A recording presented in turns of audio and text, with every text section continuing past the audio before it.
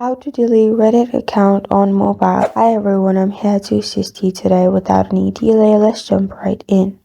First, open Reddit on your device. Make sure you're logged into your Reddit account. Then, go to your profile and click on the three lines at the top right corner of your screen. Here, click on Settings.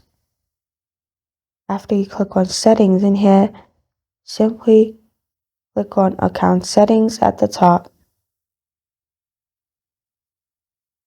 In Account Settings, you'll find different options.